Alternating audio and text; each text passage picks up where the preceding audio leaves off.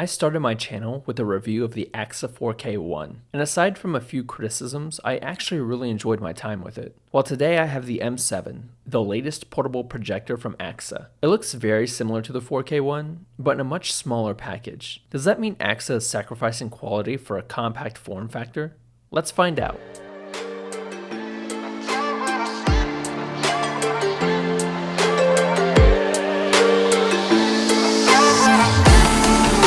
First, let's get all of the technical details out of the way. Aesthetically, the M7 looks a lot like the 4K1, just smaller. It measures 7.36 inches across, 6.4 inches long, and 1.5 inches tall. That makes the M7 almost palmable. It's a convenient form factor for travel, whether that's for business or pleasure. On one side, we have the focus keys, a headphone jack, an AV port, a USB-C port, which seems awesome, but we will talk more about that in a minute. Then there's an SD card reader and the reset button. On the other side, we have a full HDMI port, a USB-A port, and the DC power connection. There are also two 4-watt speakers on the side. On the back, we have the power switch with 3 settings: charge, off, and on. Personally, I don't really like this arrangement. It makes it hard to get cables where they need to go, especially if you want to set the M7 on a shelf without everything becoming a rat's nest. The M7 has a similar touchpad on its top as the 4K1, but I don't feel like it's as high quality. I had trouble getting it to respond to touch commands, and if it did respond, there was a lot of latency between me pressing and the action happening. Luckily, the remote is here. It's the same as the one with the 4K1,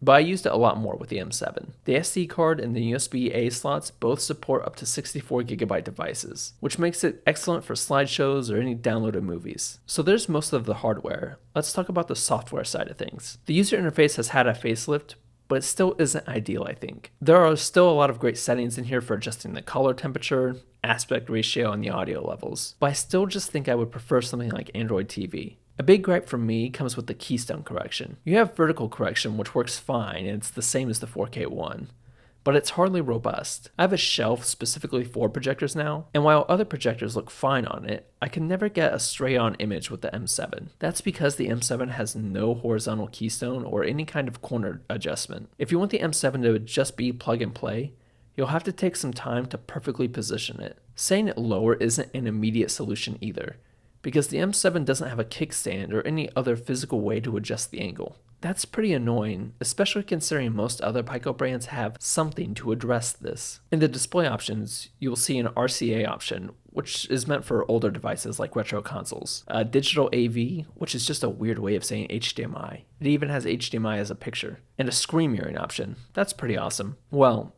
in theory. It's not wireless, which isn't a big deal, I guess. Remember that USB-C port I was telling you about? That's how you mirror screens. You just plug it into your laptop or phone, and the projector will show it. It's pretty awesome if you want something simple. However, there are some compatibility issues. Not every laptop or phone works, so your mileage may vary on how useful this is. Still, if AAXA doubles down on mirroring, especially if they go wireless, that could be an awesome feature. These seem like a lot of complaints, but they really aren't.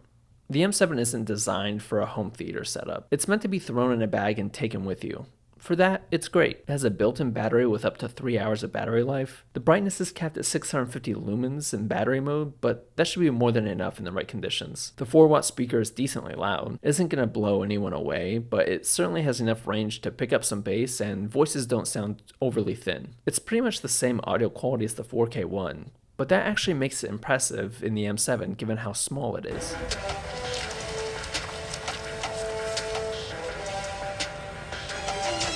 What isn't as impressive is the loudness of the fans. These things are loud. There's just no way around it.